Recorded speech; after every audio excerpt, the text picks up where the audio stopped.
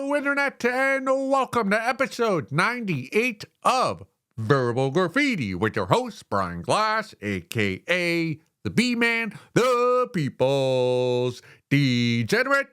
My legs are crossed, so right now I am going to uncross my legs because if you follow some personalities who are very vocal in the, what are they called? The red pill community, they will let you know very often that having your legs crossed, that is a signal to the world that you are a beta male. So a guy who has his legs crossed in public, that he's telling the world that his wife or his spouse or girlfriend, of which I don't have any of those, but if you do have one of those, it's telling the world that your partner is going to cheat on you and have a child with a alpha male and pawn that child off as being your genetical baby, and you're going to be trapped raising that baby for 18 years and not knowing that it's not your child. And that's all because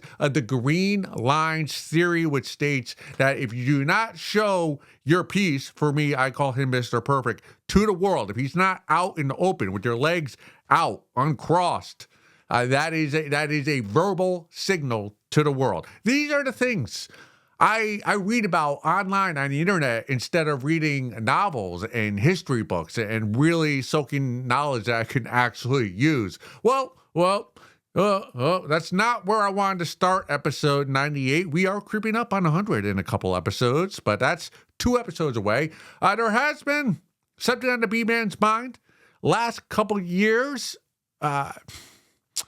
especially so the last few weeks. It's really kind of hit me. And maybe this is because I'm an artist. I know, stand-up, verbal graffiti. Is that really art? I use that term very loosely, non-pretentiously. It just allow me to say the term artist and not, use it, oh, you're a fucking artist. I'm just a guy who I'm a creator of whatever fucked up art this is. But like I really do. I believe in authenticity, in originality, in being your own and not stealing from others. So there's this. I know it's not me, but people, friends, family, coworkers, everybody seems to do this thing where they'll DM me, and I'll use me for an example because I'm talking about my life. They'll DM me or they'll text or Apple message me a meme or a reel or a short of something that's funny, but it's not their funny. It's not the person who sent me the meme did not make the meme. They found the meme somewhere else on the internet. They thought it was funny. They pressed the save or they just ripped it up. They sent it to me. And then I don't know if the person who sent it, do they think they're funny for finding that meme and sending it to me? Or in your case, sending it to you? Like, you're not funny, right? You're not funny. It's very similar to pre or early internet days when I would be in middle school and I'd have friends who everyone in the school thought they were funny, but they were not funny. What they did is they would remember the lines of every Adam Sandler movie, and then they would come in, repeat those lines that they just saw in whatever movie had just came out. Let's say it's, I don't know, Happy Gilmore, and they would recite those lines during lunch or in between classes, and they got credit because they would get laughs. But their laughs those weren't genuine, authentic laughs. Those were stolen laughs, stolen valor, and this is happening so much today. And this is coming from a guy who I steal so much material from YouTube for all my reels, like all those little clips in between my reels that I use and the sound effects. I rip those all from other people's YouTube videos. But the way in my mind I compartmentalize it as being the thought that I'm conveying is original. It's mine. I'm just using the little second clips that I steal off of YouTube that I put in my reel to enhance the thought or to visualize the thought that I have. But these people that I know are sending me all day. I'm getting these DMs. Oh, check out this meme. Check out this reel. I'm like, yeah, but that you didn't make that.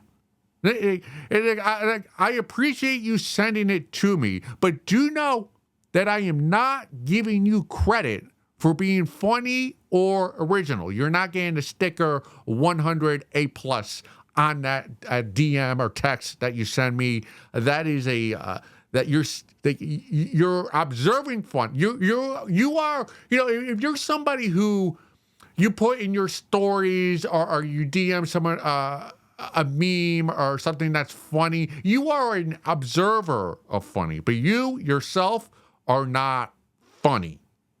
And there you go. There is the mind right there of a stand-up comedian. He's like, oh, no, I'm funny. The B-man's funny, but no one else is allowed to be funny. Only me, only the comedian. So self-centered, self-righteous. Stand-up comedians, we are the worst when it comes to be funny. It's like, wait, you got to cite it. You need footnotes. It's like, dude, just funny is funny. Just send the memes. Hopefully, whoever actually made it gets credit. Did I just do a 180 right there? All right, I'm on you. All right, if you're sending those memes, just know you're not funny. You're an observer and a passer along of funny. Let's get into something that I thought was quite funny on Reddit, talking about stealing material. This is a post I read on. Actually, this one's not that funny, but we'll try to make it funny because that's what we do here at Verbal Graffiti. Also, just before we get into something I found on Reddit, and I know this is a little late, but Joy Taylor, I'm looking at you, and I like you. I like the way you go about your business. That's all I'll say. All right, back to Verbal Graffiti and something I found on Reddit. Found this on the subreddit for food stamps, which I know many of my viewers here at Verbal Graffiti rely on food stamps, so I'm sure many of you will be able to relate to this one. All right. Can I take my mom off without lying? All right. I've been on EBT for about a year now because I lost my job and can't even get hired at my local gas stations. Yeah, me. I am 27 for reference. I have 2 children under 10, and we currently live off of God's good graces, my amazing mother, who helps support us and racks up debt so we aren't homeless. She recently retired while still working to help with the income. This change made our benefits go down $600 per month that I literally just cannot afford. Is there any way to take her off without lying? Can I say we don't make meals or shop together anymore? I would prefer not to lie for obvious reasons, but the only option available on the change form is someone moved out. Well, you're in a difficult situation, and if you are a viewer of Verbal Graffiti, you know the B-Man and all of us here at Verbal Graffiti, and that all of us just being me and sometimes the pets that are on my lap while I'm film, we are not big fans of the government taxing us. So we are all for you lying on the EBT form to get more money or to get that $600 back that you were getting per month. But before we do that, it's time for me to be critical of you, a single mother. Yes, is it possible to be critical of a single mother in this day and age? Well, probably not, and it's probably why I think I may be shadow banned on all those social media accounts, but I'm going to be critical of you. You find yourself in this position, and I want to ask, why did you get fired a year ago? Why? All right, this is a sob post. It's like, oh, I'm in a terrible down state. I could barely afford food. I have a family. I just got fired last year. I can't even get hired at the gas station. Well, before we help you out with the EBT, I gotta do a little investigative work into your history, which I am not a fan of, and I am very critical of. So why are you not able to get hired anywhere, right? And why did you get fired a year ago? Let's start there. Why did you get fired a year ago? I'm pretty positive, all right, maybe I'm being, what's the correct term? Maybe not judgmental, maybe. I'm just gonna. I can't think of a good adjective word, so I'm just gonna say it's probably you didn't get fired because you're overqualified and you were working too hard, and your employer they would have had to pay you too much to stay employed, so that's why they let you go. I'm pretty sure that's not why you were let go. My guess is that you probably got fired because you didn't show up to work on time. You called out sick a lot, maybe because of your children and the situation's time, and maybe they got sick and you had to bring them to school, and there was conflict with schedules. But again, we'll get to your kids a little later. Maybe your eyes were a little bloodshot while working. Maybe were you smoking a doobie right before the shift, like right before you left your Camry to walk into wherever it is you work. You were taking puffs of the doobie and getting a little high to let the edge off while you worked. Maybe you let off to maybe you spoke out of pocket to your manager or your boss. For what, as I pick my nose, you probably did something that was your own fault for getting fired from your job. It's not that you were an exemplary employee. You were either stealing, you weren't showing up on time, you weren't following the rules, you weren't completing the task on time, you weren't being polite to the customers. Whatever it was, it's probably your fault for getting fired and having your manager go, get the fuck out of here and never come back. So that's on you. And the fact that you can't get hired anywhere, I just back up a second. I've had several stints of unemployment that lasted over a year, and I've sent my resume. So I do understand. I have been in that predicament of not being able to find any job. But again, I don't have kids of my own. So if I did have kids, I would probably maybe lower my standards. Not standards, but I might. I tried very hard to get employed when I was unemployed. Being unemployed is almost this. Being unemployed and looking for work, that is a job. That search process of sending out your resume, going on interviews, getting rejected most of the time, that is kind of a full-time job. It's just you're not being paid for it. But if I had kids, I would go to all the gas stations, which I did not go to when I was unemployed. But back to you. All right, it's there's something in your work ethic that is making you unemployable, and it's the reason why you lost your previous job. So you got to take some accountability there. So that's just one X I'm giving you for that. So I'm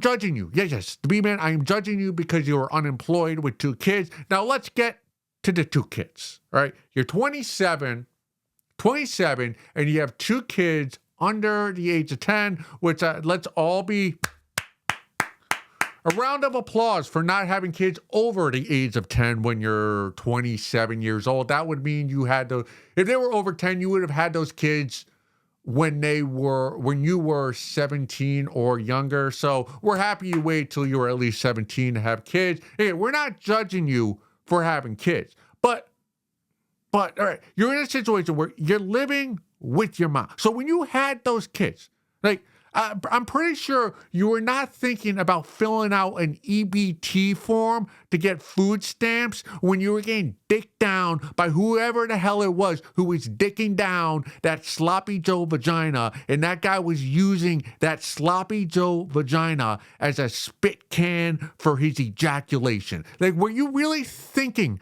about the ramifications when you were wrapping your legs around that Chad, that John, and saying, pump me, don't pull out. Or maybe you said pull out, but you didn't really mean it. You were enjoying the activity that led to you having 2 kids, and you didn't do it once. You did it twice, and probably more so. Did you not think about protection?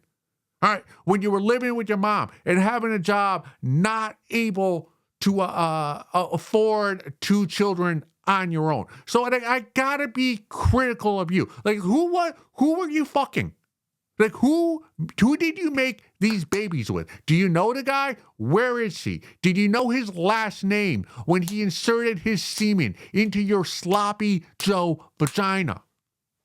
You gotta take some accountability for that. It's like, it reminds me years ago when I was living in New York City. I was on the 7 subway, and I don't know if I mentioned this before, but I had a seat. I was like, I was in, where was I? Like Woodside, or I might have been even a little further out. So I got on the 7 going into Manhattan. I wanted, earlier stop. So I had a seat. It was early in the morning, a rush hour traffic. So like I had a seat, but it was like standing room only. And there was a lady holding onto the rail, like right in front of me. And I'm there in my work clothes, this boring, a button-down shirt with wrinkled pants, and I'm just there with my backpack and I packed my lunch because I'm one of those terrible people who refuses to pay for lunch because I'm a cheap fuck. But I'm there, and I'm just I'm just trying to mind my own business. And the lady with the rail, we get a few stops over, and the thing about this lady, it was very evident that she was pregnant because this was spring or maybe early summer. But, she was wearing clothing, like tight clothing, but she had a belly, and it was just very evident. It wasn't just an overweight lady. No, this was a skinny lady that happened to have a baby inside of her belly or uterus or whatever the hell it is. And we go a couple of stops, and then she finally goes, "Hey, I'm pregnant. Can I have your seat?"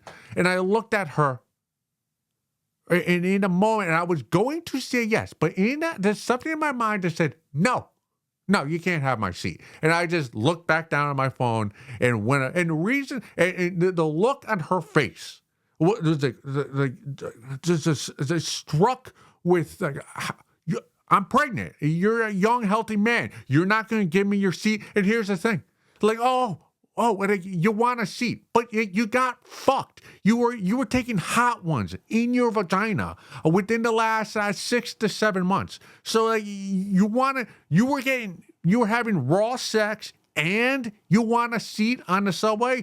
And I'm the bad guy in this situation. In my estimation, you're the greedy person. All right, the lady on the subway and you. Were you thinking about your mom? All right. When you were taking a hot one from the assistant manager from Aldi's who was fucking you in the back of his truck, and his trunk was full of empty Monster cans, and he has a terrible sleeve of tattoos, when he was just rawing you, and he was like, "Oh, can I fuck you without condom?" Yeah, go ahead. I make $35,000 a year if I'm lucky and I'm living in my mom in my childhood bedroom. Yeah, go ahead, fuck me. Put a hot one in me. Put a hot one in that sloppy Joe vagina of mine. Who gives a fuck? My vagina is magic. I can't get pregnant, and you got pregnant twice. All right, and here's the thing. All right, B-man, I am a man of the people, right? I've spent most of my life, almost all my life, living with my parents in their basement, my mom's basement. Very thankful for that. And you can criticize me, you can spit on me for that, and I'll take it all.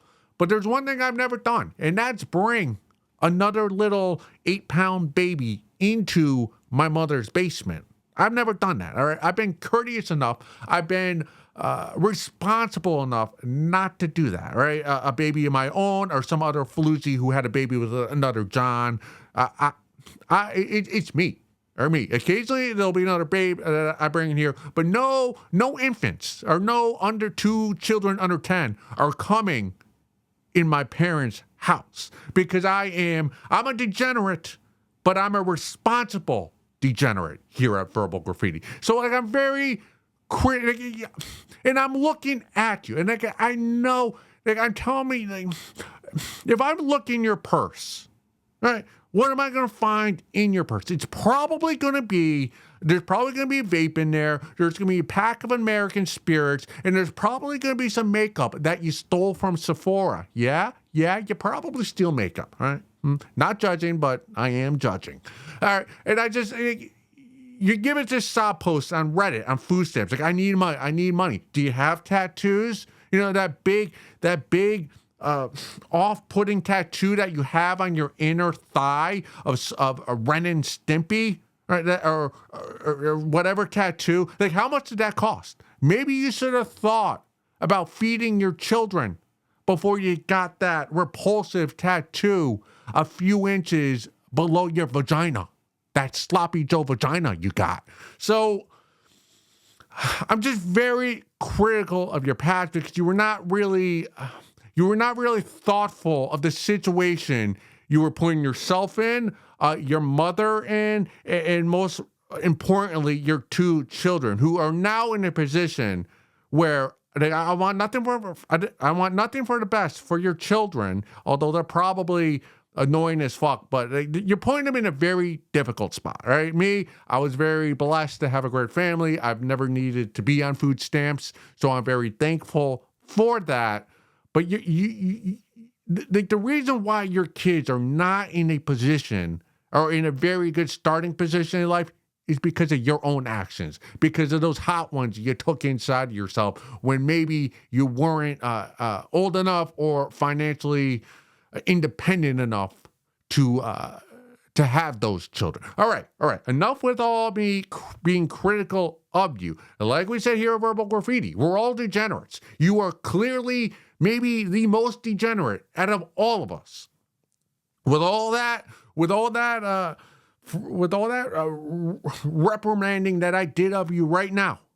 Yes, you got to do whatever you can do to steal money from our government. I am not going to be critical of you for fudging some of the statistics on the EBT form to get more money for you and your children, as long as it's going to your children and the food that they need. Now, like I said, I've been fortunate enough in my life where I've always been able to have a hot meal on the table. So I've never really seen an EBT form, but I'm all for it. Like, you gotta lie, you gotta scrape, you gotta be deceitful, meld all of this lying together to get as much money as you can. Say your mother lives in the shed on the form.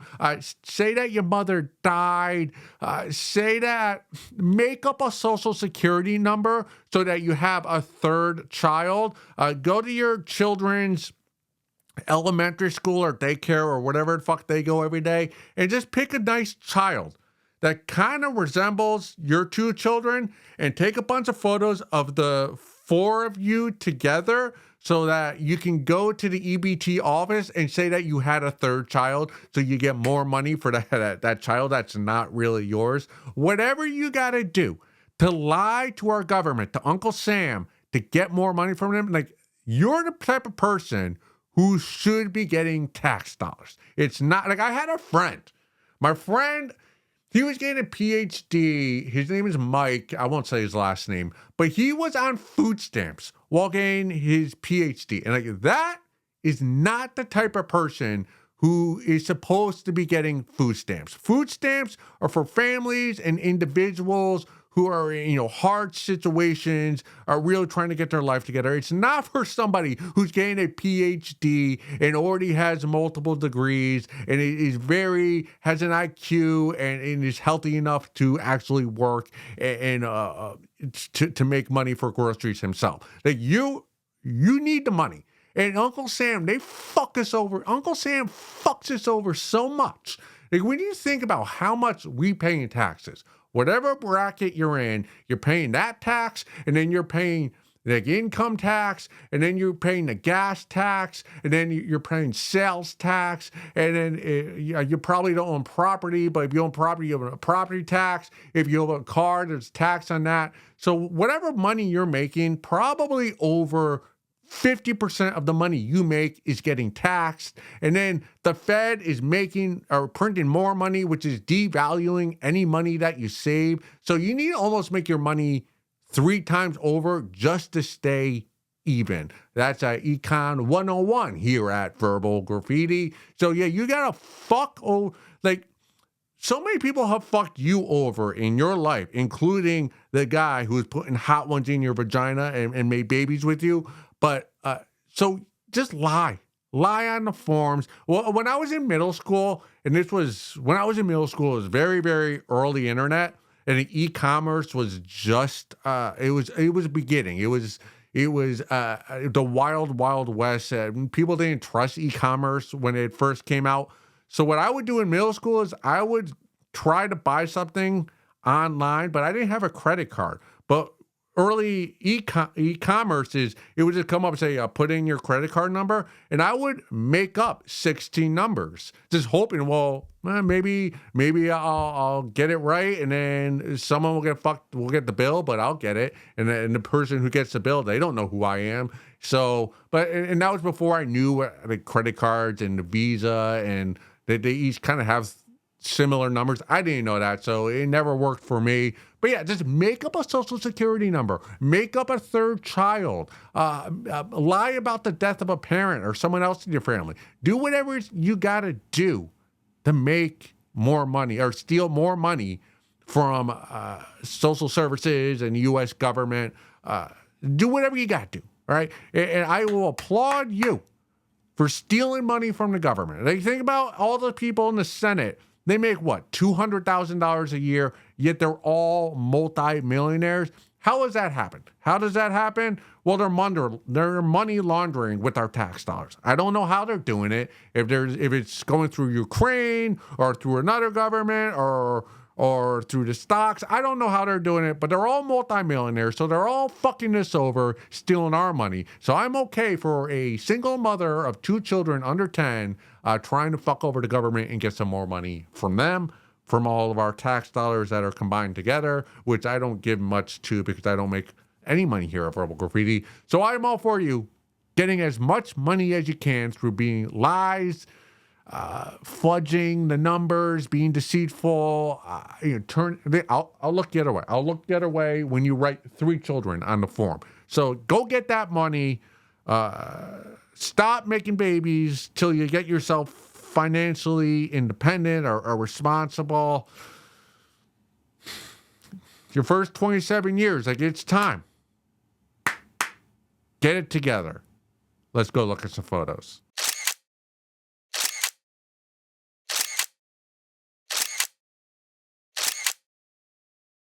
Before we get into segment 2 of episode 98, I need to say, please like, subscribe, share the link to this episode with somebody who is needy and sick at your most nearest children's hospital. Also, the B-Man, I need to make an addendum to a statement I made in episode 97, or maybe it was episode 96. I had mistakenly said that the lovely, the talented, the bodacious Alexis Texas is not a talented podcast host.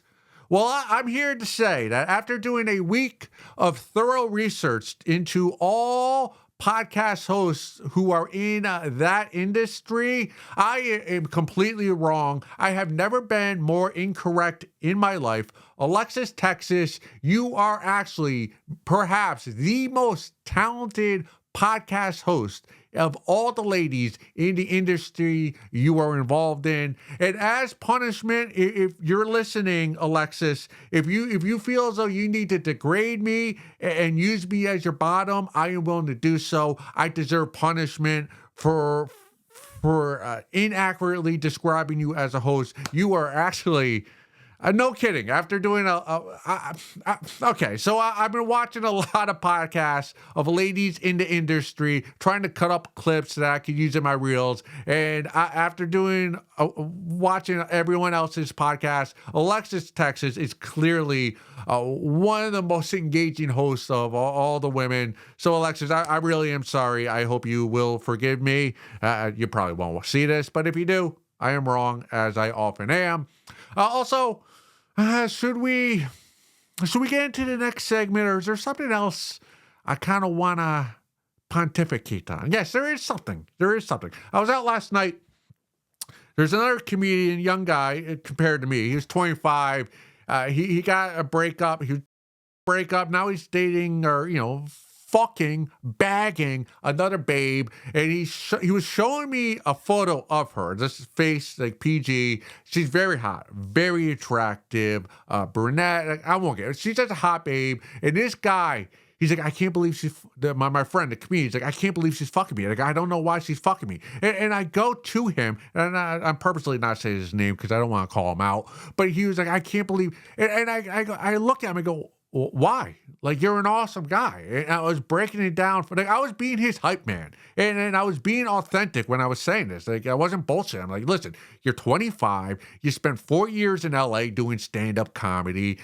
Your family owns one of the most successful breweries in Connecticut. You smoke weed, you drink, you're funny, you get on stage every night. We were hanging with you after the show. You were citing movies and cartoons, and you were engaging, and you were holding court in a group of guys who were all trying to be alpha guys. Like she's lucky to have you fucking her. Like she should be on her knees, or she should be the one telling her friends, why is this guy fucking me? Like, he's a comedian. He's out. He's social. Like, I can't believe I have such a great guy. Like, this is, like, she's lucky to have you, not the other way around. So you gotta rewire your brain and stop thinking you're the one who's lucky to be with the babe. Like, no, she's lucky to be with you.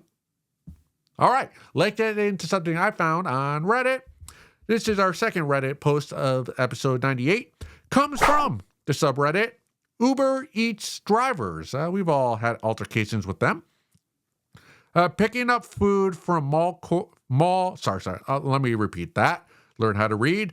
Picking up food from mall food courts. I don't even think I need to explain myself here. These places shouldn't even be an option to pick up food from, especially this close to Christmas. Malls are a joke. Keeping it 100, I 100% agree with everything you said in that post. Now, prior to saying this post, I said we've all had altercations with Uber Eats drivers. I must confess that is a lie. I have never used Uber Eats. Couple of reasons why. One, I'm cheap, I'm frugal. I will go get whatever fast food or whatever food it is, I'll go pick it up myself. And B, the reason why I've never used Uber Eats is because I do not trust Uber Eats drivers. Anything about the Uber Eats driver, I don't trust, and I don't want anywhere near the food that I am going to eat. Like I've of all my friends all use Uber Eats, and I've been at their houses like watching football when the Uber Eats, like the wings and the pizza comes, and it's never been. The Uber Eats drivers never driving a Mercedes or a nice car. It's always beat up with scratches, and there's bad bumper stickers, and the guy's never dressed well. That Uber Eats, like, I don't want that guy touching the bag that has my food in it, because I know human nature. I know whenever I've been driving a Camry or whatever car, I drive a Camry now, whatever car I'm driving, if there is McDonald's in the passenger seat, even if it's not for me, I am going to eat the fries. Not all of them, but I'm going to eat 4 or 5, just enough where whoever the French fries are for are not going to suspect that I ate them. So that's not me. That's human nature. If you smell McDonald's French fries in your car, even if your job is not to eat those, you're going to eat them. And that's why I don't use Uber Eats. And everything about, like, all right, like, we all know when you get fast food, there is a good chance that the people making your food are fucking you. They're fucking it up for you. Like, they're spitting on the food. They're not washing their hands. They're wiping pancakes between their butt cheeks. Like, they don't like the position they're in life, so they're gonna take that out on you, the consumer, the patron in the store. So I don't trust the person making the food, and I'm trying to eliminate the number of people who interact with my food before I eat my food. So that's another reason why I don't use Uber Eats, because that's another person. That's another person with his or her dirty, filthy semen, germs. You could see the germs on the actual fingers touching my food before it gets to me. So I want to eliminate that person. Goodbye, Uber Eats. I am not paying you for your services. I will go pick up the food myself. Like, I've seen those cars. I've seen the cars that Uber Eats drivers drive, and there's a like every Uber Eats driver I've ever seen, like there is a good chance that he is currently high while driving, and if not, was hotboxing his car like right before he gave the go ahead, I'll pick up that order. And heaven forbid, he's boinking his girlfriend in the back seat, putting hot ones in her, and then my order comes up from the mall court. He's like, oh, okay, I'll go pick it up. Like I don't want any of that stink that's in his car, whether it's drugs, stank puss from his girlfriend. I do not want his $3 air freshener dangling off the rearview mirror, like within feet from my McDonald's order, which is always a 3 McDoubles and a large fry and a vanilla milkshake. I don't want that interacting and seeping into those empty calories that I'm going to scarf down when it gets to my house and it's not even cold or hot anymore. Sorry about that. It's just I don't need that. And it's expensive because I'm cheap, so I don't need that. Also, but now actually, so with that preamble out of the way, I do agree with you. Like there should be laws when it comes to Uber Eats and what you can order and what you cannot order. One that I think of that's kind of similar to this with the mall food court is an Uber Eats driver should not have to go into a store to get to the food place to get the order. What I mean by that, we've all been to a Walmart or big box store, and you go into that store, but in the Walmart is a Subway. Like an Uber Eats driver should not have to go into a Walmart to get to the Subway to get the order. Whatever food the Uber Eats driver is getting, it should be the store. You walk into the fast food joint, and that is the store. That's rule number one. And number two, or law two for Uber Eats should be the location. You should be able to get to the location using the driving GPS. Like Uber Eats drivers drive. They should not have to put in the GPS walking directions. Once you park your car at the mall, you get out of your car and then you go GPS. How do I get to the food court? And you put the walk and you say, okay, 7 minutes. Once you're putting walking directions into GPS, you should not have to pick it up like that. That should be illegal. That transaction should not happen. So I am on your side, yes. And mall court food is disgusting. No, now that I think of all the mall food court, the only mall food court that you should be allowed to take out of the mall is the pretzel maker, because those fuck. But anything else, if you try to doggy bag mall food court, mall security should stop you. They should put a lock on your tire, and you should not be allowed to leave the premises until you pay that $150 fine. Any person who's trying to doggy bag mall food court, that is somebody who needs some time in timeout. Think about what you're doing. That is not good. But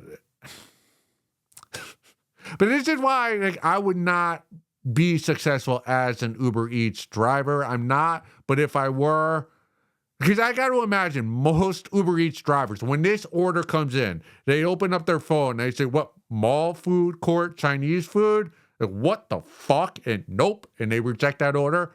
Not me. Because my curiosity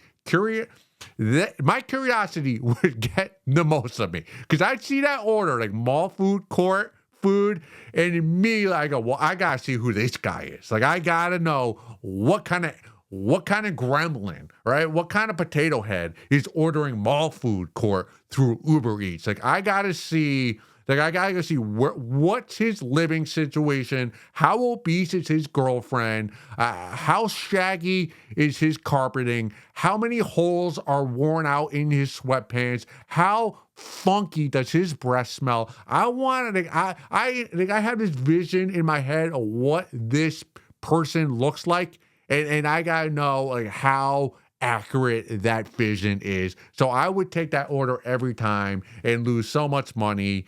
But depravity respects depravity. All right, with all that out of the way, let's continue reading The Salesman's Wife by John Lawrence. What page are we on? I should have checked before this episode. All right. No. Ooh, we're pretty far. Wow. Are we on 60? Oh, 63? All right. We're at the very top of page 63, if you are reading along. Ah, she cried as he drove into her clutching cuntal flesh up the hill. Yes! Alan ground his pelvis into the responsive flesh beneath him and began to fuck into her with long, savage strokes. Stella returned his fucking thrust for thrust, driving her hungry cunt up to meet in an instinctive rhythm. Shove your finger in my ass, she hissed through clenched teeth. Alan, consumed by uncontrollable waves of passion, did as he was asked without question. He reached down and searched with his middle finger between the desperately working hills of her buttocks until he found a tiny, puckered ring. He jabbed at it for a moment, and the meeting with resistance thrust his hand forward hard until the tight, rubbery ring gave way and his finger slid inside up the first knuckle. "Aye!" she screamed. "I love it. That's it, baby. Hurt me. Hurt me." She groaned wildly under him, twisting and gyrating from the intense pleasure pain of the double impalement. Alan was stunned by the staggering wantonness of this torrid female. He had never met anyone like this in his entire life, and she excited him deeply. He was never able to fuck his demure young wife like this. Never. The demonic drive that Stella called forth in him was just what he needed. Just the tonic for his frustration, and he reveled like a lewd satyr in the debauchery. He rammed her without mercy, his hands, sinewy buttocks swinging back and forth, his finger grinding into her burning asshole. Every muscle of his body strained and rippled with hot desire. He was as strong as a bull.